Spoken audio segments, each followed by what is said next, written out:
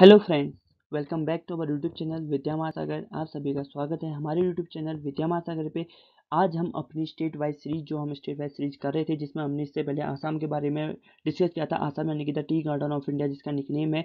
आज हम आंध्र प्रदेश के बारे में पढ़ेंगे। आंध्र प्रदेश के अंदर कौन कौन सी चीज़ें जो इंपॉर्टेंट है एग्जाम पॉइंट ऑफ व्यू से, हर चीज़ के बारे में हम डिटेल से पढ़ेंगे। और आंध्र प्रदेश का जो निकनेम है वो है कोहिनूर ऑफ इंडिया और एग बाउल ऑफ इंडिया। अब एग बाउल ऑफ इंडिया क्यों कहते हैं? क्योंकि आंध्र प्रदेश इंडिया ही नहीं बल्कि पूरे एशिया का बिगेस्ट और लार्जेस्ट प्रोड्यूसर है एक्स का। यानी कि आंध्र प्रदेश के स्टेट के अंदर इतने ज़्यादा एक्स प्रोड्यूस होते हैं जितने पूरे इंडिया में किसी भी स्टेट के अंदर नहीं होते हैं, इसलिए उसको एग बाउल का नाम दे दिया गया। और कोहिनूर ऑफ इंडिया क्यों कहते हैं? क्योंकि जो सबसे बड़ा डायमंड है पूरी दुनिया में, कोहिनूर, वो आंध्र प्रदेश के गोलकोंडा एक जगह है, गोलकोंडा जिला है आंध्र प्रदेश में। वहीं से ये कोहिनूर जो डायमंड था ये हमको मिला था, इसीलिए हम आंध्र प्रदेश को कोहिनूर ऑफ इंडिया के नाम से भी जानते हैं। तो अगर आपके एग्जाम में आता है कि कोहिनूर ऑफ इंडिया किस स्टेट को कहा जाता है, तो आप आंध्र प्रदेश से आंसर करेंगे। और एग बाउल ऑफ इंडिया किस स्टेट को कहा जाता है, वहाँ पर भी आपका आंसर क्या होगा? आंध्र प्रदेश। तो चलिए अब हम अपनी वीडियो की ओर बढ़ते हैं। जो इसमें जो छोटी छोटी मेन डिटेल्स थी मैंने आपको दे दी है, अब हम बाकी डिटेल्स अपनी वीडियो में पढ़ेंगे। तो बढ़ते हैं वीडियो की तरफ एक प्यारे से मोटिवेशन के साथ। आज का हमारा मोटिवेशन है, you don't have to be great to start, but you have to start to be great. यानी कि आपको महान होने की जरूरत नहीं है किसी चीज़ को शुरू करने के लिए, बल्कि आपको महान बनने के लिए शुरुआत करने की ज़रूरत है। यही चीज़ आपको समझना पड़ेगा कि किसी भी चीज़ को आप करेंगे तभी आप महान बनेंगे। नहीं कि आप महान हैं इसलिए आप उसी काम को शुरू करेंगे, ऐसा नहीं है। किसी भी कार्य को करें, शुरुआत करें, तभी आप महान बनेंगे। ठीक है, तो आप इस चीज़ को याद रखिए, क्योंकि जब आप मेहनत करेंगे तभी आप महान बनेंगे। तो इस चीज़ को आप अपने लाइफ में यूज कीजिए। तो बढ़ते हैं वीडियो की तरफ। अब हम बात करेंगे इंट्रोडक्शन ऑफ आंध्र प्रदेश, यानी कि आंध्र प्रदेश की कैपिटल क्या है, आंध्र प्रदेश कब फॉर्म हुआ था, यानी कि कब इसकी स्थापना हुई थी, और एरिया वाइज कौन सा स्टेट है इंडिया का, और पॉपुलेशन वाइज कौन सा स्टेट है इंडिया का, इसके बारे में बात करेंगे। सबसे पहले जो आंध्र प्रदेश है उसकी जो कैपिटल है वो तीन कैपिटल है, यानी कि एक एग्जीक्यूटिव कैपिटल है, एक लेजिस्लेटिव कैपिटल है, और एक जुडिशियल कैपिटल है। यानी कि विशाखापट्टनम जो है वो आंध्र प्रदेश की कार्यकारी राजधानी है। अमरावती जो है वो उसकी विधायी राजधानी है, और वहीं पर करनूल जो है वो वहाँ की न्यायिक राजधानी है। ठीक है, तो आपके एग्जाम में तीन कैपिटल हैं आंध्र प्रदेश की। तो आपके एग्जाम में आ सकता है कि एग्जीक्यूटिव कैपिटल कौन सी है, लेजिस्लेटिव कैपिटल कौन सी है, और जुडिशियल कैपिटल कौन सी है। तो आपको यहाँ पर तीनों के नाम है पता चल गया कि एग्जीक्यूटिव विशाखापट्टनम, लेजिस्लेटिव अमरावती, और जुडिशियल कैपिटल कौन सी है, करनूल होगी। ठीक है, तो इन चीज़ों को आप याद रख लीजिए। और आंध्र प्रदेश कब फॉर्म हुआ था, यानी कि आंध्र प्रदेश की स्थापना कब हुई थी? 1 नवंबर 1956, यानी कि 1 नवंबर 1956 को आंध्र प्रदेश बना था। और एरिया वाइज 7th नंबर का लार्जेस्ट स्टेट है इंडिया का। ठीक, और पॉपुलेशन वाइज 10th लार्जेस्ट है इंडिया में। ठीक है, तो ये बेसिक चीज़ें थी जो आपको याद होनी चाहिए। तो बढ़ते हैं आगे की तरफ। अब जो मेन चीज़ है कि टोटल एरिया, यानी कि कुल क्षेत्रफल कितना है आंध्र प्रदेश का, वो है 1,62,975 किलोमीटर स्क्वायर, यानी कि 162,975 किलोमीटर स्क्वायर वहाँ का क्या है, टोटल क्षेत्रफल है, एरिया है। और जो वहाँ की टोटल पॉपुलेशन यानी कि टोटल जनसंख्या, कुल जनसंख्या कितनी है, ये है 4,93,86,799। तो आप इस चीज़ को यहाँ पर देख सकते हैं। और टोटल डिस्ट्रिक्ट यानी कि कुल जिले कितने हैं आंध्र प्रदेश में, वो है हमारे 13 जिले हैं। और टोटल ब्लॉक यानी कि टोटल खंड कितने हैं, वो है 376, यानी कि 376। और टोटल सब डिस्ट्रिक्ट यानी कि उप जिले कितने हैं, 664 उप जिले हैं आंध्र प्रदेश में। ठीक है दोस्तों, आप जैसा कि यहाँ पर देख सकते हैं ये है हमारा प्यारा भारत, और यहाँ पर जो ये रेड कलर से पूरा मार्क किया गया है ये है आंध्र प्रदेश का आंध्र प्रदेश। ठीक है, पहले आंध्र प्रदेश और तेलंगाना दोनों एक ही स्टेट थे, लेकिन 2014 या फिर 15 में आंध्र प्रदेश और तेलंगाना आपस में अलग हो गए और दोनों एक अलग अलग स्टेट बन गए। पहले आंध्र प्रदेश और तेलंगाना अलग नहीं थे, पहले पूरा ही जो आंध्र प्रदेश और तेलंगाना वाला रीजन था पूरे को ही आंध्र प्रदेश के नाम से जाना जाता था। लेकिन जब ये सेपरेट हुए तो तेलंगाना अलग स्टेट बन गया और आंध्र प्रदेश अलग स्टेट बन गया। ठीक है, जिसकी वजह से जो आंध्र प्रदेश है वो यहाँ पर इसको जो वो रेड पोर्शन में दिखाया गया है यहाँ पर, उसी को यहाँ पर जूम करके यहाँ पर दिखाया गया है। और जो आंध्र प्रदेश की जो मेन कैपिटल है अमरावती, वो यहाँ पर है। ठीक है, जहाँ पर ये पॉइंटर से दिखाया गया है वहाँ पर ये अमरावती कैपिटल है इसकी। ठीक, तो आप इसको याद कर लीजिए कि अमरावती आंध्र प्रदेश की कैपिटल है। ठीक है, तो अमरावती को ही आप टिक मार्क करके आएंगे। लेकिन अगर आपको एग्जीक्यूटिव, लेजिस्लेटिव और जुडिशियल कैपिटल के बारे में पूछेगा तो आपने जो मैंने आपको फर्स्ट में बताया है उन्हीं को अलग अलग करके आपको लिखना पड़ेगा। ठीक हो गया दोस्तों, तो बढ़ते हैं आगे की ओर। अब देखिए डिस्ट्रिक्ट मैप ऑफ आंध्र प्रदेश, यानी कि जो जिले हैं, जो जिलों का जो नक्शा है, मैप यानी कि नक्शा, आंध्र प्रदेश के जितने भी जिले हैं उनका जो नक्शा है वो यहाँ पर आप देख सकते हैं। ये पूरा आंध्र प्रदेश का मैप है, उसमें जो टोटल 13 डिस्ट्रिक्ट है यानी कि 13 जिले हैं, उन सभी का यहाँ पर डिटेल से यहाँ पर लिखा गया है। टोटल इसमें 13 जिले हैं। 13 जिले कौन कौन से देखो, अनंतपुरामऊ पहला है, फिर चित्तौड़ है, फिर ईस्ट गोदावरी है, फिर गुंटूर है, फिर कृष्णा है, फिर कर्नूल है, फिर प्रकाशम है, फिर SPSR नेल्लौर है, फिर श्रीकाकुलम है, विशाखापट्टनम है, विजयनगरम है, और वेस्ट गोदावरी और YSR कडप्पा है। ये 13 डिस्ट्रिक्ट हमारे आंध्र प्रदेश के अंदर मिलते हैं, और यहाँ पर आप देख सकते हैं इस डायग्राम में कि कौन कौन से डिस्ट्रिक्ट कहाँ कहाँ पर हैं। तो ठीक है, इस तरीके से आप इनको याद भी कर सकते हैं और इनको समझ सकते हैं। ठीक,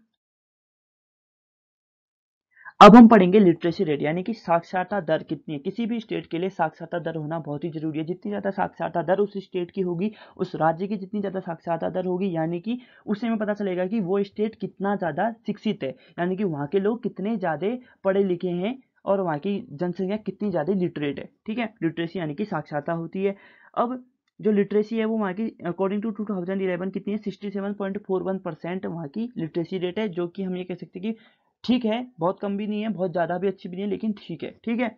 और जो हमें लिटरेसी रेट निकालने का जो तरीका होता है वो क्या होता है, ठीक है, यहाँ पर फॉर्मूला लिखा हुआ है, effective literacy rate is equal to number of literate person as 7 और अबव, यानी कि 7 साल और 7 साल से ऊपर के जो लोग हैं वो कितने लिटरेट लोग हैं। ठीक है, माना हमने माना कि जो 7 साल से ऊपर वाले एज हैं वो 100 लोग हैं। ठीक है, टोटल पॉपुलेशन 100 है 7 से ऊपर वालों की, और उनमें से 60 लोग एजुकेटेड है। ठीक है, 60 लोग पढ़े लिखे हुए हैं इंटू 100, यानी कि टोटल 60% ही वहाँ पर लिटरेसी रेट होगी। ठीक है, इस चीज़ में मैंने आपको एग्जांपल बताया। इस तरीके से हर स्टेट और पूरे इंडिया की जो लिटरेसी रेट है उसको हम कैलकुलेट करते हैं, और 2011 के अकॉर्डिंग 2011 में पॉपुलेशन सेंसस की काउंटिंग हुई थी, उस अकॉर्डिंग 67.41% लिटरेसी रेट है आंध्र प्रदेश की। ठीक है, तो अभी 2021 की भी आएगी, हर 10 साल में जनगणना होती है, तो 2021 या फिर 2022 में जो नई लिस्ट आएगी उसके अकॉर्डिंग जो लिटरेसी रेट है वो और बदल जाएगी। ठीक, तब तक की जो उससे पहले के जो भी एग्जाम होंगे वहां पर आप देख सकते हैं कि 67.41% लिटरेसी रेट है आंध्र प्रदेश की। जैसा कि आप यहाँ पर देख सकते हैं कि जो ये आंध्र प्रदेश को मैंने इसमें रेड में मार्क कर रखा है, और जो पूरी ये वाली लाइन है ना, जो ये मैंने वाली लाइन बनी हुई है थोड़ा सा गलत बन गई है, तो आप समझ सकते हैं जो ये पूरी लाइन है यहाँ पर, ठीक है, यही हमारी क्या है, यहाँ पर कोस्ट लाइन एरिया है पूरे आंध्र प्रदेश की। तो यही कोस्ट लाइन एरिया जो है वो आंध्र प्रदेश की वो कितनी थी हमारी, अभी हमने पढ़ा था, वही पूरे आंध्र प्रदेश में जो कोस्ट लाइन एरिया यानी कि ऐसा एरिया जो समुद्र से जुड़ा हुआ है वही कोस्ट लाइन एरिया होता है। ठीक है, अब किसी भी स्टेट के लिए साक्षरता दर के साथ साथ जरूरी है सेक्स रेशियो, वहाँ का लिंगानुपात कितना जरूरी है। लिंगानुपात होता है यानी कि सेक्स रेशियो होता है कि पर 1000 मेल्स में कितनी फीमेल्स है। अब जो हमारा आंध्र प्रदेश राज्य है उसमें 6 पर 1000 मेल्स के लिए कितनी फीमेल्स हैं, 993 फीमेल्स, यानी कि 1000 में से 7 कम फीमेल्स हैं, तो एक तरीके से ये ठीक ही है। लेकिन अगर 1000 आउट ऑफ 1000 होगा तो वो ज़्यादा बढ़िया होगा, लेकिन जो लिंगानुपात है वो 993 है। तो अब 2001 और 2011 के बीच में 993 है। तो हो सकता है जो ये 2021 की लिस्ट है इसमें कुछ और बदलाव हो जाए, तो आप हमेशा पॉजिटिव रहना चाहिए। हम यही उम्मीद करेंगे कि जो ये बदलाव हो ये पॉजिटिव हो, और बढ़ते हैं हम आगे की तरफ। और जो कोस्ट लाइन एरिया है वो 974 किलोमीटर है, यानी कि 605 माइल्स है coast line area Andhra Pradesh का। तो मैंने अभी आपको दिखा रखा है कि जो कोस्ट लाइन एरिया है वो क्या है, तो आप यहाँ से आप इजीली समझ सकते हैं कि जो कोस्ट लाइन एरिया है वो आंध्र प्रदेश का वो कितना है। ठीक हो गया दोस्तों, तो बढ़ते हैं आगे की तरफ। अब हम बात करते हैं स्टेट एनिमल की, यानी कि आंध्र प्रदेश का जो राज्य पशु है वो क्या है, यानी कि राज्य पशु है ब्लैक बक। ब्लैक बक इस तरीके का दिखता है, यहाँ पर देख सकते हैं। और ब्लैक बक के जो बारे में बाकी डिटेल्स है वो यहाँ पर इसमें लगाई गई है, मैंने विकीपीडिया से ले रखी है ये सारी चीज़ें, तो ये बिल्कुल सही चीज़ें हैं, तो आप यहाँ पर इसको देख सकते हैं। ठीक, इनका जो मास होता है यानी कि जिनका जो वेट होता है 36 kg के आसपास होता है, और जो इनकी ट्रॉपिकल लेवल हर्बीवोरस होते हैं ये, और इनका गेस्टेशन पीरियड 167 डेज है, और लेंथ इनकी 1.2 मीटर होती है अडल्ट, यानी कि जब ये फुल बढ़ जाते हैं, यानी कि जो इनकी फुल हाइट होती है वहाँ तक पहुँच जाते हैं, तो ये इनकी जो हाइट होती है वो 1.2 मीटर होती है। उनका जो साइंटिफिक नेम होता है वो होता है एंटीलोप सर्विकैपरा, ये इनका साइंटिफिक नेम होता है। ठीक है, अब राज्य पशु हमने पढ़ा, अब हम पढ़ेंगे राज्य पक्षी के बारे में। अब जो राज्य पक्षी है वो रोज रिंग्ड पैराकीट है। पैराकीट यानी कि एक तरीके का तोता ही होता है। ठीक है, पैराकीट या फिर पैरट बोलो, तोता ही होता है। यहाँ पर देखिए the rose ringed parakeet also known as rose necked parakeet. ठीक है, रिंग नेक्ड, गोल गोल इनके जो गले में यहाँ पर आप इजीली देख सकते हो, जो ये गला है ना इनके, यहाँ पर देखो ये रिंग टाइप की बनी हुई है, तो इनको इस नाम से जाना जाता है। रोज रिंग्ड पैराकीट और फिर रिंग नेक्ड पैराकीट इनको कहते हैं, और उनका साइंटिफिक नेम होता है पिस्टैकुला क्रैमेरी। इनका जो साइंटिफिक नेम है वो ये है, और इनका जो वेट होता है अप्रॉक्स 130 ग्राम के आसपास होता है, और इनकी जो फैमिली है वो ये है, और कंजर्वेशन स्टेटस लीस्ट कंसर्न, यानी कि इनकी जो पॉपुलेशन है वो इंक्रीज हो रही है, ठीक है। और इनका ऑर्डर पैरेट्स के ही अंतर्गत, पैरेट के अंदर ही एक प्रजाति आती है जिसको हम रोज रिंग्ड पैराकीट कहते हैं, ठीक है दोस्तों। अब आंध्र प्रदेश का जो राज्य फूल है वो है हमारा जैस्मीन। जैस्मीन की जो साइंटिफिक नेम होता है वो जैस्मीनियम, जैस्मीनम यहाँ का साइंटिफिक नेम, और उसकी जो फैमिली है ओलिसिए है, और किंगडम प्लांटेरिया, रैंक जीनस ऑर्डर लेमियलिस। और जो ये ऑर्डर रैंक किंगडम क्या होता है, ये जो बायो वाले स्टूडेंट्स हैं उनको क्लियरली अच्छे से पता होगा। अगर आपको ये जानना है तो मैं इसको किसी और अगली वीडियो में अच्छी तरीके से समझा दूंगा, ठीक है।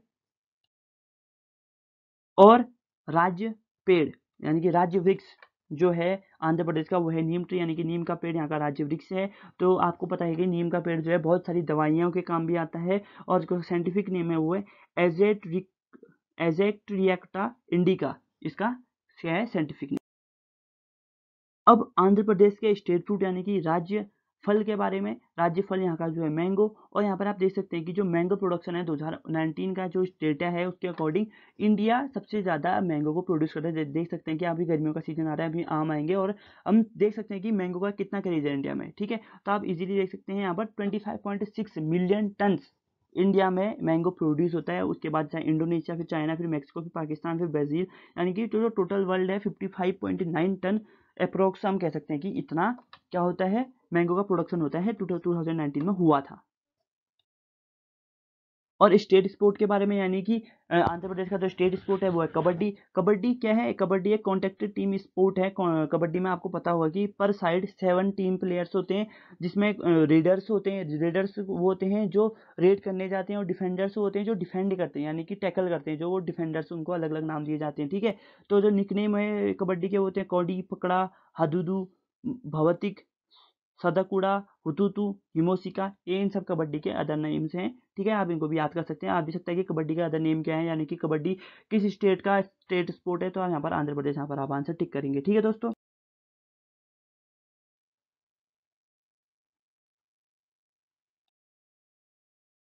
अब बात करेंगे हम स्टेट डांस यानी कि लोक नृत्य के बारे में। हर स्टेट का अपना एक लोक नृत्य होता है जिसको वो अपनी कला को दिखाते हैं जिसमें, और स्टेट डांस यहाँ का है कुचिपुड़ी। कुचिपुड़ी एक is indigenous to the state of Andhra Pradesh and differs from the other 5 classical styles of the inclusion of singing. यानी कि कुचिपुड़ी एक ऐसा डांस है जो 73 सेंचुरी में ओरिजिनेट हुआ था, ठीक है। और आंध्र प्रदेश का क्या है, वो लोक नृत्य है जिसमें आंध्र प्रदेश के लोगों की भावना जुड़ी हुई है कुचिपुड़ी के साथ। तो एक आंध्र प्रदेश का जो लोक नृत्य है वो कुचिपुड़ी है। अब हम बात करेंगे फर्स्ट इन द स्टेट यानी कि पहले मुख्यमंत्री, यानी कि आंध्र प्रदेश के पहले मुख्यमंत्री कौन थे, नीलम संजीवा रेड्डी। आप देख सकते हैं यहाँ पर मैंने लिखा हुआ है, नीलम संजीवा रेड्डी पहले चीफ मिनिस्टर थे, और पहले गवर्नर यानी कि पहले राज्यपाल जो थे चंदूलाल माधवलाल त्रिवेदी। चंदूलाल माधवलाल त्रिवेदी पहले राज्यपाल यानी कि पहले फर्स्ट गवर्नर थे आंध्र प्रदेश के, ठीक है दोस्तों। अब जो पहले थे हमने उनकी बात तो कर ली। अब जो प्रेजेंट यानी कि जो अभी चीफ मिनिस्टर और गवर्नर यानी कि प्रेजेंट चीफ मिनिस्टर और गवर्नर, मुख्यमंत्री और जो राज्यपाल हैं वो कौन कौन है, तो प्रेजेंट चीफ मिनिस्टर यानी कि वर्तमान में जो उनके मुख्यमंत्री हैं वो हैं YS जगन मोहन रेड्डी, और प्रेजेंट में जो उनके गवर्नर यानी कि राज्यपाल हैं वो है विश्वभूषण हरिचंदन, वहाँ के राज्यपाल हैं। तो आप इनको याद कर सकते हैं। अब आंध्र प्रदेश में पार्लियामेंट की कितनी सीट्स हैं, यानी कि पार्लियामेंट आप जानेंगे संसद जिसको कहते हैं। पार्लियामेंट में हम जानते हैं कि 2 हाउस होते हैं, लोकसभा और राज्यसभा। लोकसभा को हम अपर हाउस कहते हैं और राज्यसभा को लोअर हाउस कहते हैं, इस तरीके से, ठीक है। तो लोकसभा और राज्यसभा 2 हाउस होते हैं हमारे, 2 सदन होते हैं हमारे पार्लियामेंट में। तो जो लोकसभा है उसमें 25 सीटें, लोकसभा में आपको पता है 545 सीट्स होती हैं। तो 545 में से 25 सीट्स हमारे किसके लिए होती हैं, आंध्र प्रदेश के अंदर लोकसभा में है, और 11 सीट्स राज्यसभा में है, ठीक। तो आप इसको याद कर सकते। अभी मैंने एक चीज बोली थी कि हम लोकसभा को अपर हाउस कहते हैं, सॉरी वो गलती होगी मेरे कहने। आप याद रख लीजिए कि लोकसभा को लोअर हाउस कहते हैं और राज्यसभा को हम अपर हाउस कहते हैं, ये आप याद रख लीजिएगा, ठीक है। L for Lok Sabha, L for lower house, और राज्यसभा तो राज्यसभा है तो वो अपर हाउस हो गया, आप इसको याद कर लीजिए।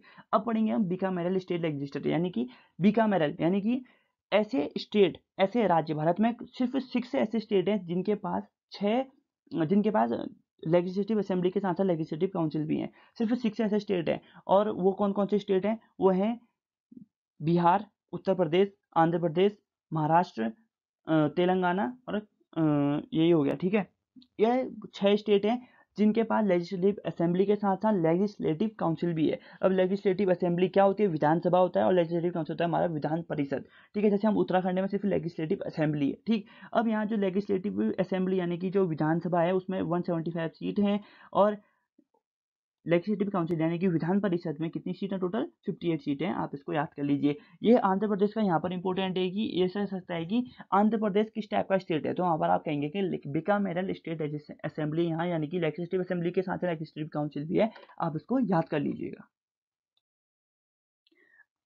अब हर स्टेट में एक मेन कोर्ट होता है जिसे हम हाई कोर्ट के नाम से जानते हैं। जैसे एक पूरे स्टेट का एक कोर्ट होता है, मेन कोर्ट होता है, उसे हम हाई कोर्ट कहते हैं। वैसे ही पूरे इंडिया का भी एक कोर्ट होता है जिसे हम सुप्रीम कोर्ट कहते हैं। अब जो मैंने यहाँ पर गलती से हाई कोर्ट ऑफ आसाम लिख दिया है, ठीक है, तो इसको माफ़ कर दीजिएगा। ये होगा हाई कोर्ट ऑफ आंध्र प्रदेश। ठीक है, आंध्र प्रदेश होगा ये, आप सभी जानते ही हैं। हम आंध्र प्रदेश की बात कर रहे हैं तो high court of Andhra Pradesh ही यहाँ पर होगा। ये मिस्टेकनली हो गया है। ये high court of Andhra Pradesh, जो आंध्र प्रदेश का हाई कोर्ट है उसको हम commonly known as Andhra high court भी कहते हैं। Is the high court of the state of Hyderabad. The seat of the high court is currently located Amaravati. यानी कि जो हाई कोर्ट है, जो हाई कोर्ट आंध्र प्रदेश का जो हाई कोर्ट है वो लोकेटेड कहाँ है? अमरावती। अमरावती आपको पता है कैपिटल भी है। अमरावती में ही आंध्र प्रदेश हाई कोर्ट यानी कि आंध्रा हाई कोर्ट लोकेटेड है। आप इसको याद कर लीजिए। ठीक है, ये है, यही है हमारा आंध्र प्रदेश का हाई कोर्ट। आप इसको क्लियर से इमेज दे सकते हैं, पूरा सा एक हाई कोर्ट का है, हाई कोर्ट है ये। राष्ट्रीय उद्यान होते हैं, नेशनल पार्क एक ऐसा एरिया होता है, ये जो सरकार के द्वारा संरक्षित यानी कि रिजर्व कर दिया जाता है, प्रोटेक्ट कर दिया जाता है, ताकि हम जो लोग हैं वहाँ जाके कुछ भी गलत एक्टिविटी ना कर सकें। और जो वो एक्टिविटी होती है उसमें जो लोग वहाँ जाते हैं, जैसे वहाँ हम भी जा सकते हैं, नेशनल पार्क के अंदर हम भी जा सकते हैं, घूमने जा सकते हैं, बिल्कुल। और जो वो एरिया होता है ना, वो लोगों के मनोरंजन के लिए यानी कि लोगों के एंटरटेनमेंट के लिए बनाया जाता है नेशनल पार्क। और नेशनल पार्क से हम कोई भी, जैसे वहाँ कोई लकड़ी भी गिरी तो हम उनको नहीं लेके आ सकते, बिना सरकार की परमिशन के हम वहाँ से कोई भी लकड़ी नहीं ले सकते, कि वो एक एक इलीगल होता है। ठीक है, तो नेशनल पार्क एक ऐसा प्रोटेक्टेड एरिया है जहाँ जानवरों को प्रोटेक्ट भी किया जाता है, और लोगों के एंटरटेनमेंट के लिए उस एरिया को ब्यूटीफाई भी किया जाता है। यानी कि पहले एक एरिया को हमने प्रोटेक्ट किया, फिर उसमें कुछ ऐसी चीज़ें ऐड करी ताकि लोग वहाँ टूरिज्म को बढ़ावा मिले, और जो वहाँ के एनिमल्स हैं उनको भी प्रोटेक्टेड फील हो, ऐसा एरिया हम वहाँ पर बनाते हैं। ठीक है, और ऐसा भी नहीं कि नेशनल पार्क को हम कहीं पर भी बना देते हैं। नेशनल पार्क को हम देख के बताते हैं कि कौन से एनिमल्स यानी कि कौन से फ्लोरा और फौना के लिए कोई सा प्लेस सुटेबल है,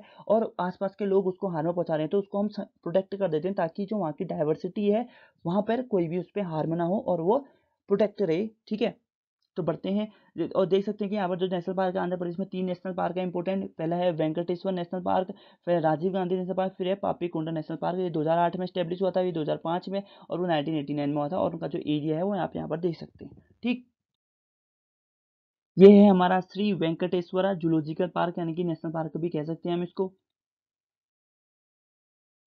और श्री वेंकटेश्वरा जूलॉजिकल पार्क का जो जब भी आप वहाँ जाएंगे उसको वो एक पूरा गाइड मैप होता है, जिससे आपको पता चलता है कि कौन कौन सी चीज़ें कहाँ पर हैं। तो वहाँ पर एक ये गाइड मैप लगाया गया होता है बाहर पे, हर नेशनल पार्क के बाहर पे गाइड मैप लगाया होता है।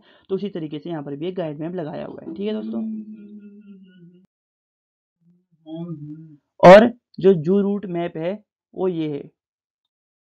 और जो राजीव गांधी नेशनल पार्क है उसका जो एंट्री गेट है वो आप यहाँ पर देख सकते हैं। और जैसे मैंने आपको पापीकोंडा नेशनल पार्क का जो एक एरिया है, आप यहाँ पर जैसे मैंने आपको बताया था कि हर जो मैप होता है उसका एक पर्टिकुलर एरिया होता है, तो वहाँ पर उस मैप को, पापीकोंडा नेशनल पार्क के मैप को यहाँ पर दिखाया गया। यहाँ पर देख सकते हैं इंडिया का पूरा मैप है, वहाँ पर आंध्र प्रदेश ग्रीन रीजन से दिखाया है, और ग्रीन रीजन में जो पापीकोंडा नेशनल पार्क है उसको रेड रीजन से दिखाया गया है। और पापीकोंडा नेशनल पार्क का जो मेन एरिया है वो ये है। ठीक है दोस्तों, अब हम पढ़ेंगे वाइल्ड लाइफ सेंचुरीज, यानी कि वाइल्ड लाइफ सेंचुरीज को हम हिंदी में बोलते हैं वन्य जीव अभ्यारण्य के बारे में हम पढ़ेंगे। तो वन्य जीव अभ्यारण्य जो है पूरे आंध्र प्रदेश में, वो यहाँ पर जितने भी हैं यहाँ पर पढ़ सकते हैं। कुछ और भी होंगे लेकिन जो इंपॉर्टेंट है वो मैंने यहाँ पर कवर कर दिए हैं। आप इनको देख सकते हैं, ये सारे वाइल्ड लाइफ सेंचुरी, यानी कि WLS का मतलब होता है वाइल्ड लाइफ सेंचुरीज, जो आंध्र प्रदेश में लोकेटेड है। ठीक है, अब हमने नेशनल पार्क और वाइल्ड लाइफ सेंचुरीज के बारे में बात कर दिया। अब हम बात करेंगे बायोस्फीयर रिजर्व। बायोस्फीयर रिजर्व को हम हिंदी में कहते हैं जीव मंडल रिजर्व, यानी कि एक ऐसा एरिया जिसके अंदर भी हम सेम चीज़ होता है, नेशनल पार्क की तरह ही होता है ये भी, लेकिन इसमें 3 जोन बनाए जाते हैं, 3 जोन बनाए होते हैं, जिसके अंदर 3 जोन में से सबसे अंदर कोर जोन होता है, उसमें हमें कुछ भी चीज़ करने अलाउड नहीं होता है। उसके बाहर वाला रीजन जो होता है उसमें हमको कुछ कुछ चीज़ें अलाउड होती हैं, और जो सबसे बाहर वाला रीजन होता है उसमें हमको इंटरटेनमेंट की चीज़ें हम कर सकते हैं। ठीक है, इंडिया में टोटल सिर्फ 18 बायोस्फीयर रिजर्व है। उन 18 बायोस्फीयर रिजर्व में से एक बायोस्फीयर रिजर्व आंध्र प्रदेश में भी है, जिसे हम सहचलम हिल रेंजेस के वहाँ पर भी कहते हैं। ये एक बायोस्फीयर रिजर्व है। ठीक है, इस बायोस्फीयर रिजर्व का एरिया है देखो 44,755.997 किलोमीटर स्क्वायर। ठीक है दोस्तों, तो आप इसको याद कर सकते हैं कि आंध्र प्रदेश में भी एक बायोस्फीयर रिजर्व। अब हम आंध्र प्रदेश की बात कर ही रहे हैं, तो आंध्र प्रदेश के जो नेबरिंग स्टेट यानी कि जो पड़ोसी राज्य हैं वो कौन कौन से, उनके बारे में पढ़ लेते हैं। आंध्र प्रदेश का पड़ोसी राज्य है उड़ीसा, छत्तीसगढ़, तेलंगाना, कर्नाटका और तमिलनाडु, यानी कि 1 2 3 4 5, यानी कि आंध्र प्रदेश के 5 पड़ोसी राज्य हैं, जिनमें से कर्नाटका, तमिलनाडु, तेलंगाना, छत्तीसगढ़ और उड़ीसा हैं। आप इसको याद कर लीजिए। ठीक है, अब रिवर्स यानी कि नदियाँ। अब हम किसी स्टेट के बारे में पढ़ रहे हैं और हम उसमें रिवर्स के बारे में नहीं पढ़ेंगे, तो हम उस चीज़ के बारे में पढ़ रहे हैं, यानी कि हम उस चीज़ के बारे में अधूरा पढ़ रहे हैं। ठीक है, तो रिवर्स एक बहुत ही इंपॉर्टेंट होती है किसी भी स्टेट के लिए, किसी भी चीज़ के लिए पानी बहुत ज़रूरी होता है। तो रिवर्स, जो पूरी रिवर्स हैं जो फ्लो बहते हुए आंध्र प्रदेश में आती हैं या फिर आंध्र प्रदेश से ही वो निकलती हैं, तो उन चीज़ों के बारे में यहाँ पर सारी डिटेल्स हैं। देखिए कौन कौन सी नदियाँ हैं।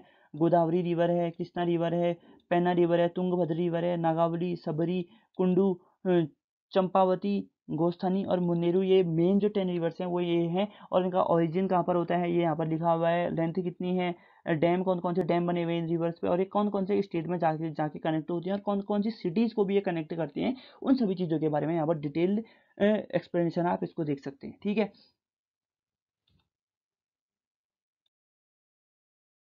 यहाँ पर जो जो भी रिवर्स के बारे में अभी हमने पढ़ा, ये पूरा आंध्र प्रदेश का मैप है, जो ये रेड ऑरेंज कलर में दिखाया गया है आपको।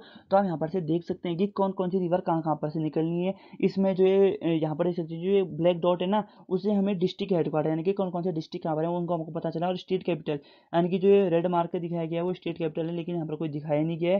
ठीक है, जो रिवर है वो ये सारी रिवर्स हैं, जो ब्लू ब्लू में दिखाए गए हैं सारी रिवर्स हैं, और डिस्ट्रिक्ट बाउंड्री को ये डॉट डॉट डॉट लाइन से दिखाया गया है, और जो स्टेट बाउंड्री उनको डार्क डॉटेड लाइन से दिखाया गया है, तो आप इनको देख सकते हैं।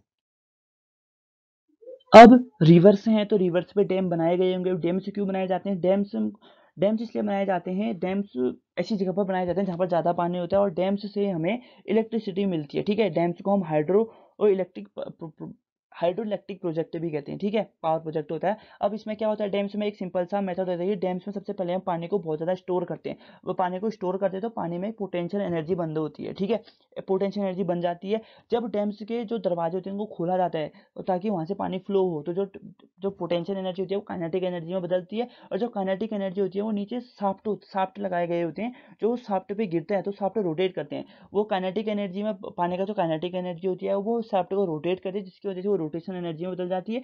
फिर जो साफ्ट होता है वो लगा होता है जनरेटर से, फिर जनरेटर, फिर जब जब जनरेटर रोटेट करता है तो इलेक्ट्रिसिटी प्रोड्यूस होती है। तो इस तरीके से पोटेंशियल एनर्जी काइनेटिक एनर्जी में बदलती है, फिर काइनेटिक एनर्जी हमारी किस में बदलती है, इलेक्ट्रिकल एनर्जी। फिर उस इलेक्ट्रिक को एक ट्रांसफॉर्मर्स यानी कि इलेक्ट्रिक, वहाँ पर एक बिजली विभाग वाले होते हैं, वो उनको स्टोर करते हैं, फिर डिस्ट्रीब्यूट कर देते हैं कि किस जगह पे कितनी बिजली जाएगी। उस तरीके से हम ये पूरा डैम्स का कॉन्सेप्ट होता है। और यहाँ पर देख सकते हैं कि कौन कौन से डैम हमारे आंध्र प्रदेश में है। ठीक है, और उन डैम्स में जो आंध्र प्रदेश में जो डैम्स हैं उनमें एक इंपॉर्टेंट डैम है नागार्जुन सागर डैम। नागार्जुन सागर डैम देखिए, यहाँ पर डैम से पानी निकल रहा है, पीछे पानी स्टोर किया हुआ है, और ये बहुत सारे इसमें दरवाजे, फाटक कहते हैं हम इनको, फाटक बनाए जाते हैं। यानी कि जब पानी ज़्यादा हो जाता है तो हम सारे फाटक खोल देते हैं, लेकिन जब पानी कम होता है तो उसमें हम 1 2 फाटक ही खोलते हैं, जिसकी वजह से हम बिजली बनाते हैं। देखो इसमें इसकी कैपेसिटी कितनी है, 816 मेगावाट इलेक्ट्रिसिटी को प्रोड्यूस कर सकते हैं। 1955 में इसका कंस्ट्रक्शन शुरू हुआ था। ठीक है, 1955 में ये बना था। तो आप इसको बाद देख सकते हैं। नागार्जुन सागर डैम क्या है? नागार्जुन सागर डैम हमारा है आंध्र प्रदेश में, याद रखिए। और श्रीशैलम डैम भी हमारा आंध्र प्रदेश में, उसके बारे में भी आप यहाँ पर देख सकते हैं। अब हम स्टेट बात कर रहे हैं, तो किसी भी स्टेट के लिए टूरिज्म बहुत ही इंपॉर्टेंट एक सेक्टर है, जिसमें बहुत सारे लोगों को एम्प्लॉयमेंट दिया जाता है। अब जो टूरिस्ट यानी कि फेमस प्लेसेज जो हैं उसमें से सबसे पहला है, मंदिरों के बारे में हम बात करते हैं, कनक दुर्गा टेम्पल। कनक दुर्गा टेम्पल एक बहुत ही इंपॉर्टेंट, बहुत ही फेमस टेम्पल है आंध्र प्रदेश का। तो अब तो यहाँ पर भी आप जा सकते हैं। ठीक है, और रंगनाथा टेम्पल देख सकते हैं कितना सुंदर है, दिख रहा है फोटो में ही। जब इतना सुंदर दिख रहा है तो जब हम इसको सामने से देखेंगे तो आप खुद ही इमेजिन कर सकते हैं कि ये कितना सुंदर दिखेगा। और हम इसमें देख सकते हैं बारीकी से, अगर हम इस फोटो को देखें तो हम इसमें देख सकते हैं कि ये इसमें सिर्फ बिल्डिंग नहीं बनाई गई है, इसमें बहुत सारे भगवान देवी देवताओं को बनाया गया है, ठीक है। फिर है वीरभद्र टेम्पल लिपाक्सी। ये वीरभद्र टेम्पल है जहाँ पर ये महादेव का ये शेषनाग है पीछे, और ये महादेव का शिवलिंग है, ठीक है। अब हमने मंदिरों के बारे में बात करी, तो मंदिर हैं तो मस्जिद भी हो गई। तो शाही जामिया मॉस्क्यू है जो आंध्र प्रदेश में, अगर आप जाएं कभी वहाँ तो आप इस मॉस्क्यू को भी विजिट कर सकते हैं, ठीक है। और आमिर पीर दरगाह भी है जहाँ पर जो मुस्लिमों का होली प्लेस है, यानी कि बहुत ही पवित्र स्थल होता है। जैसे हिंदुओं के लिए मंदिर होते हैं वैसे ही मुस्लिम्स के लिए मॉस्क्यूज होते हैं, यानी कि मस्जिद होती हैं। एक ये पवित्र जगह, पवित्र स्थान होते हैं ये, ठीक है। अब जब हम सभी चीज़ों की बात कर रहे हैं तो जब भी कोई आदमी घूमने जाता है किसी भी स्टेट में तो ऑब्वियस सी बात है बिना खाने के तो रहेगा नहीं। हम जैसे हम कहीं भी नए शहर में जाते हैं तो हम वहाँ ट्राई करते हैं कि वहाँ हम नई चीज़ें ट्राई करें, या कि वहाँ की जो फेमस डिशेज़ हैं वो ट्राई करें। और वहाँ की जो फेमस डिशेज़ हैं वो उनमें से कुछ हैं। एक है हैदराबादी बिरयानी, रॉयल लेपर्डू, कोडी पुलाव, पथेरा कुल्लू, उपमा फील्ड पेसरटू और अकूरा पप्पू। ये जो वहाँ की जो फेमस डिशेज हैं उनके बारे में ये सभी चीज़ें एक्सप्लेन करी गई हैं, ठीक है। अब हमने टेम्पल्स और मॉस्क्यूज के बारे में पढ़ा, यानी कि धार्मिक स्थलों के बारे में बात करी जो वहाँ के इंपॉर्टेंट हैं। अब और वहाँ जो फेमस प्लेसेस हैं, जैसे विशाखापट्टनम भी घूमने जा सकते हैं आप, तिरुपति भी जा सकते हैं, कडप्पा, चित्तौड़, पुत्तापर्थी और श्री कालहस्ती। ये बहुत सारी इंपॉर्टेंट प्लेसेस हैं, यानी कि जो फेमस प्लेसेस हैं जो आप वहाँ जाके देख सकते हैं, वहाँ जाके एंजॉय कर सकते हैं, ठीक है दोस्तों। तो दोस्तों आज की हमारी आंध्र प्रदेश की वीडियो में जो भी सारी चीज़ें पढ़ी वो यही सारी चीज़ें थी। जितनी भी ज़्यादा इंपॉर्टेंट और मेजर चीज़ें थी मैंने आपको पूरी कवर करके बता दी है कि वहाँ का एरिया कितना है, वहाँ का पॉपुलेशन कितनी है, वहाँ का लिटरेसी रेट, सेक्स रेशियो, वहाँ कौन कौन सी नदियाँ हैं, कौन कौन से नेशनल पार्क, बायोस्फीयर रिजर्व हैं, कौन कौन सी वाइल्ड लाइफ सेंचुरी है, रिवर्स, डैम्स, सभी के बारे में आपको एक्सप्लेन करके बताया है। अगर आप हमारी वीडियो में बने हुए हैं तो प्लीज़ हमारी वीडियो को लाइक कीजिए, जितना ज़्यादा हो सकता है उतना लाइक कीजिए और अपने दोस्तों के साथ शेयर कीजिए, ठीक है। और सब्सक्राइब भी कर लीजिए हमारे चैनल को, जिससे कि आपको हमारी वीडियो का रेगुलर नोटिफिकेशन आते रहे। और हमारी वीडियो पे कमेंट भी जरूर करें, जिससे हमें भी मोटिवेशन मिलती है। और हम ऐसे ही आपके लिए फ्यूचर में और भी अच्छी इंपॉर्टेंट वीडियोस लाते रहेंगे जो आपके लिए बहुत ही इंपॉर्टेंट होंगी और एग्जाम पॉइंट ऑफ व्यू से बहुत इंपॉर्टेंट होंगे, ठीक है। तब हमारे चैनल पे प्लेलिस्ट में जाके चेक कीजिए, आपको बहुत सारी अलग अलग वीडियोस भी दिखेंगी। हमने कॉम्पिटेटिव एग्जाम्स के मैथ्स के लिए भी अलग अलग वीडियो कवर की गई हैं, आप उन्हें भी देख सकते हैं, ठीक है। तो please like, share, subscribe and comment to our channel. और सबसे ज़रूरी बात, कोविड-19 का समय चल रहा है तो हमें क्या करना है, मास्क बहुत ज़रूरी है, face mask and social distancing required, यानी कि 2 गज की दूरी और मास्क है ज़रूरी। इसको हमने अपने लाइफ में लगाना है। जब तक कि कोविड चले नहीं जाता हमें इसको साथ मिलकर ही हम इसको हरा सकते हैं। और हरा कैसे सकते हैं, जब हम जितना ज़्यादा हो सकता है उतना घर में रहें, घर से ही पढ़ाई करें, घर से ही सारा काम करें। और जब ज़रूरत पड़े, ज़रूरत की चीज़ लेने ही बाहर जाएँ, फालतू टाइम बाहर ना जाएँ, अपने घरवालों के साथ टाइम स्पेंड नहीं करें, अपना ध्यान रखें, अपने घरवालों का ध्यान रखें, आस-पास साफ-सफाई बनाए रखें, तभी हम इस चीज़ से छुटकारा पा सकते हैं, ठीक है। और सोशल डिस्टेंसिंग बहुत ज़रूरी है, यानी कि 2 गज की दूरी, यानी कि 2 मीटर, यानी कि 6 फीट की दूरी आप बना सकते हैं। अगर हम सोशल डिस्टेंसिंग नहीं बनाएंगे तो जो हमारा कर्व है ना वो बहुत ऊपर जाएगा, ठीक है। अगर हम सोशल डिस्टेंसिंग बनाए रखेंगे तो जो हमारा कर्व है वो फ्लैट हो जाएगा जितनी जल्दी, और जो कोविड है वो जल्दी जल्दी चले जाएगा, ठीक है। तो 2 गज की दूरी, मास्क की जरूरी, इसको अपनी लाइफ में इम्प्लीमेंट कीजिए। और आप यहाँ तक देख रहे हैं हमारी वीडियो को, तो आपका देखने के लिए बहुत बहुत धन्यवाद। Thanks for watching. Take care, अपना और अपने घर वालों का ध्यान रखिए, अपना भी ध्यान रखिए, अपने घर वालों का भी ध्यान रखिए, आसपास साफ सफाई बनाए रखें। आपसे मिलते हैं नेक्स्ट वीडियो में बहुत ही मज़ेदार और इम्पोर्टेंट इन्फॉर्मेशन वीडियो के साथ। तब तक के लिए थैंक्स फॉर वॉचिंग। और आप तब तक हमारे विद्या महासागर चैनल के साथ जुड़े रहिए और चैनल को सब्सक्राइब भी जरूर करें और शेयर कर लें, ठीक है दोस्तों। आपसे मिलते हैं नेक्स्ट वीडियो में।